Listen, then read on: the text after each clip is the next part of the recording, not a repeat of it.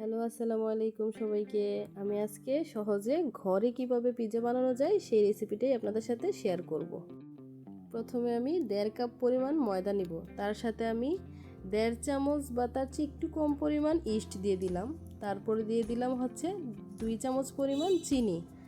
তারপরে দিব সামান্য একটু লবণ। এগুলো ভালোভাবে মিক্স করে নিব। ভালোভাবে মিক্স করা হয়ে গেলে আমি এখানে কুসুম গরম পানি অ্যাড করব। আমি এখন ময়দাটা ভালোভাবে মেখে নিব যাতে আমার পিৎজাটা ভালো হয়। তারপর আমি এটা 1 ঘন্টার জন্য রেস্টে রেখে দিব। চলেন এখন চিকেনটা রেডি করি। চিকেনে আমি আগে থেকে একটু মরিচ গুঁড়া, একটু ধনিয়া গুঁড়া, একটু জিরা গুঁড়া, একটু গরম মশলা গুঁড়া দিয়ে একটু লেবুর রস দিলাম। তারপর আমি এখানে 1 চা চামচ সয়া সস দিয়ে দিলাম। তারপর আমি একটু আদা রসুনের বাটা দিয়ে দিব। আচ্ছা, আমি আগেই এটাতে লবণ দিয়ে রেখেছিলাম, যেটা বলতে ভুলে গেছি। তারপর এটা আমি ভালোভাবে মেখে নিলাম। তারপরে আমি একটা ফ্রাই প্যানে রান্নার তেল, সাদা তেল দিয়ে দিলাম। তেলটা গরম হয়ে গেলে আমি এটাতে চিকেনগুলো দিয়ে দিব ভাজার জন্য। তারপর আমি অপেক্ষা করব, এটা ভাজা হওয়ার আগ পর্যন্ত নেড়ে চেড়ে দিব যাতে এটা ভালোভাবে ভাজা হয়। একটু সময় নিয়ে চিকেনটা নেড়ে চেড়ে ভালোভাবে ভেজে নিব যাতে এটা ভালোভাবে ভাজা হয়। চিকেনটা পুরোপুরি ভাজা হওয়া পর্যন্ত আমরা অপেক্ষা করব। এটা নেড়ে চেড়ে ভালোভাবে ভেজে নিব। তারপর আমি এখানে ময়দাটা নিব। ময়দাটা ভালোভাবে মেখে তারপর এটা একটা রুটি করে নিব। রুটিটা করা হয়ে গেলে আমি যেই প্যানে পিৎজাটা দিব সেই প্যানে একটু তেল ব্রাশ করে নিলাম। তারপর এটাকে একটা কাঁটা চামচের সাহায্যে একটু ছিদ্র করে নিব যাতে রুটিটা ফুলে না ওঠে। তারপর এর উপরে আমি দিয়ে দিব একটু টমেটো সস। তারপর দিয়ে দিব আমার নিজের তৈরি করা মেয়োনিজ। যারা আমার এই মেয়োনিজের রেসিপি দেখতে চান তারা অবশ্যই আমার পেজে ঘুরে আসতে পারেন। তারপর দিয়ে দিব হালকা পরিমাণে চিজ। তারপর দিব রসুন কুচি।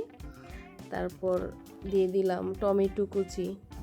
টমেটো কুচিগুলো সুন্দর করে সাজিয়ে এখানে দিয়ে দিব। তারপর দিয়ে দিব আমি এখানে ক্যাপসিকামগুলোও আমি এক এক করে সাজিয়ে দিয়ে দিলাম। ক্যাপসিকাম দেওয়া হয়ে গেলে আমি এখানে চিকেনটা দিয়ে দিব। চিকেনটা সুন্দর করে দিয়ে দিলাম। চিকেন দেওয়ার পরে আমি এখানে দিয়ে দিব কাঁচামরিচ কুচি দেওয়ার পর আমি এখানে দিয়ে দিব পেঁয়াজগুলো আমি আগেই রিং করে কেটে রেখেছিলাম। পেঁয়াজগুলো দেওয়ার পরে আমি এখানে দিয়ে দিব চিজ। এখানে আমি একটু বেশি পরিমাণে চিজ দিব, যেটা পিৎজাটাকে খেতে অনেক টেস্ট বাড়াবে। সেজন্য আমি এখানে একটু বেশি পরিমাণে চিজ দিয়ে দিলাম। চিজ দেওয়া হয়ে গেলে এই তো আমার পিৎজা রেডি হয়ে গেল। এখন আমি একটা প্যানে এটাকে দিয়ে দিব 15 থেকে 20 মিনিটের জন্য হালকা আঁচে কড়াইতে বসিয়ে দিলাম। তারপর একটা ঢাকনা দিয়ে এটা ঢেকেও দিলাম। তারপর 15 মিনিট পরে আমি উঠালাম। তারপর এটাকে আমি আবারও 5 মিনিটের জন্য ঢেকে দিলাম।